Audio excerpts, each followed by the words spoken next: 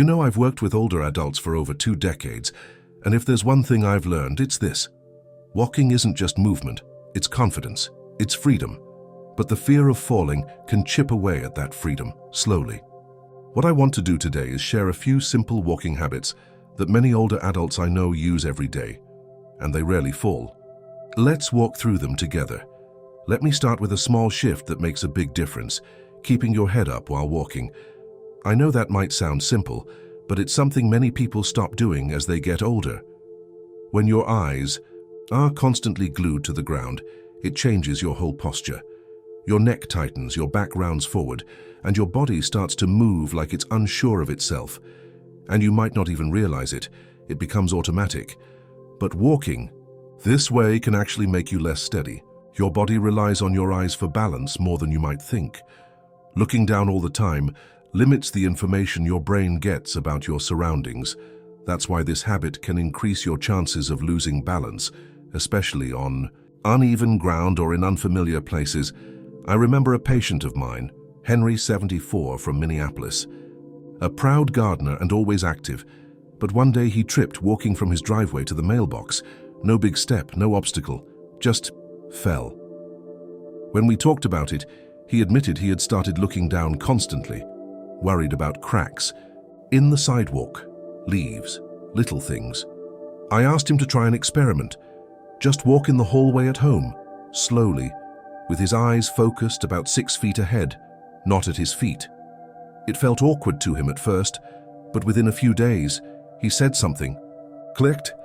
Another woman, Doris, 79, from Reno, told me she used to feel like the world was closing in when she walked. She started lifting her gaze and said it felt like opening a window. I can see the sky again, she laughed. That stuck with me. One thing that really helps is picking a spot in front of you, about 6 to 8 feet ahead, and walking toward it. Not a full stare, just a soft focus. Let your eyes guide the way instead of your shoes. You'll be surprised how much steadier you feel. Think of your gaze like the headlights of a car. If they're aimed too low, you can't see the road ahead. But when you lift them, everything opens up. You're not just walking, you're leading yourself forward. The next habit might seem small, but it's powerful. Walking with rhythm and calm steadiness. I've seen so many older adults start rushing without realizing it, maybe trying to keep up with their younger selves or just wanting to get the walk over with. But rushing, especially without coordination, is one of the biggest reasons people lose balance and fall. As we age, our reflexes slow down just a little, and our joints and muscles need more time to respond to changes underfoot. When your pace is irregular, fast then slow, stop then go, your body has a harder time staying centered. That uneven rhythm can actually confuse your sense of balance. I worked with someone named Eileen, 76, from Kansas City. She told me she always prided herself on being quick, even in the grocery store. But she started noticing little wobbles when turning corners or going down curbs. One day, she stumbled in her own hallway and caught herself just in time. We talked about slowing down, not in a give-up way, but as a way to stay in control. I shared a trick: find a walking rhythm, like a quiet inner beat or even a favorite song. Eileen picked an old country tune she loved, and it became her pace. Another client, Joseph, 82, in Tampa, used to walk like he was late to catch a train. After a fall in his garage, he began practicing a simple rhythm: left, right, pause. He said it made him feel like he was walking with intention again, not just rushing through space. One of the simplest things you can do is walk at your own tempo, not too fast, not too slow, but steady. Some people like to say a phrase in their head like, "I am strong with each step." That rhythm becomes your anchor. Walking isn't a race. It's more like a gentle song. And when you find your own beat, you'll feel like your body and mind are walking together, not fighting each other. Here's another gentle adjustment that can make a real difference, keeping your hands free and active while walking. It's common, especially in colder weather, to walk with hands in pockets or arms folded. But what many don't realize is that when your arms are pinned or still, your balance system is missing a key part of how it works. Our arms naturally swing when we walk. It's the body's way of keeping movement fluid and helping us stay upright. When we stop that motion, Even unintentionally, we remove an important stabilizer. And if you trip or slip, you won't have your arms available to react, to catch yourself. That's why this small habit often leads to bigger trouble. I remember chatting with Tom, 80, from Spokane. He'd always kept his hands in his coat pockets, especially during his evening walks. One icy morning, he lost footing near his porch and couldn't get his hands out in time. Broke a wrist. After healing, we worked on new habits. He started walking with soft gloves on and kept his hands relaxed at his sides. At first, he said it felt strange, like he was overthinking his own body. But within a week, it became second nature. Another woman, Grace, 77, in Charlotte, used to hold her, purse tightly in both hands in front of her. That posture shifted her balance slightly forward. We talked about crossbody bags and keeping one hand open, just in case. She tried it and later told me, "I feel more balanced and I can wave to people again."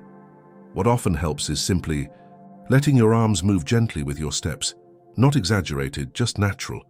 Keep them free, away from pockets, and avoid carrying too much in your hands. Think of your arms like a tightrope walker's balance pole. They help you stay centered without even thinking about it. Give them room to move, and they'll quietly keep you steady. Let's talk about something that touches the ground with every single step you take: your shoes. I know it might seem obvious, but footwear is one of the most overlooked factors when it comes to preventing falls. As we get older, the shape of our feet can change, our skin becomes more sensitive, and our stability depends more and more on solid contact with the ground. Wearing shoes that are too loose, too flat, too worn out, or with slippery soles can quietly increase your risk of stumbling or slipping, even on familiar surfaces. And sometimes the shoes we've had for years feel comfortable, but they're no longer supportive. A man I worked with, Frank, 81, from Sacramento, wore the same pair of moccasin slippers every day at home. He liked how easy they were to slip on and off, but they had no back support and barely any grip. One afternoon, while carrying a laundry basket, he lost footing on a smooth floor and ended up with a hip fracture. We had a long talk about footwear, and I suggested trying supportive shoes with a sturdy sole and a snug fit. He switched to a lightweight walking shoe with Velcro and told me within a week, "I feel like I'm walking taller." Then there was Janet, 75, from Columbus. She loved her stylish flats, but after 2 minor slips, she decided to trade them in for a pair of low-profile sneakers. She told me it wasn't about giving up style. It was about giving herself more freedom. One of the most practical things you can do is check your shoes today. Make sure they have a firm heel, a non-slip sole, and that they fit well. Not too tight, not too loose. If you're unsure, take a walk on different surfaces and pay attention to how they feel. Good shoes aren't just about comfort. They're your connection to the ground. When your feet feel secure, your steps become braver and the world opens up with each one. Now let's look at something closer to home, quite literally your surroundings. Many falls don't happen outside or in unfamiliar places. They happen right at home, in hallways we've walked 1,000 times or rooms we could navigate with our eyes closed. That's because over time, clutter creeps in, a rug corner turned up, a power cord not tucked away, a pair of shoes left by the bed. And as we age, our vision changes, especially in low light. Our reaction time slows and our body takes a little longer to catch itself. A small object in the wrong place becomes a real hazard, and often when we least expect it. A woman I helped, Marlene, 82, from Albany, tripped over a folded blanket at the foot of her bed one night. She wasn't hurt badly, but it shook her confidence. We walked through her home together and made small adjustments, added a nightlight in the hallway, secured loose rugs, moved a low coffee table. After a week, she said her home felt calmer. Then there's George, 78, from Tulsa, who fell while carrying groceries from his garage. A broom had tipped over and rolled under his path. After that, his daughter helped him reorganize the entryway and added motion lights near the steps. He told me it gave him back his peace of mind. A good place to start is just walking through your home slowly and noticing what's underfoot or sticking out. Clear pathways, secure rugs, coil or tape down cords. And at night, use soft lights. They make a bigger difference than you'd think. Your home should be your safest place. With a few thoughtful changes, you can turn it into a space that supports your steps, not trips you up.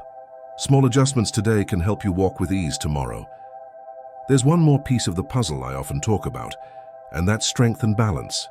As we get older, our muscles naturally lose mass, especially if we're not using them as much. Our sense of balance can fade too, little by little, until one day we notice we're holding onto walls or avoiding stairs. But here's the hopeful part. The body responds even later in life.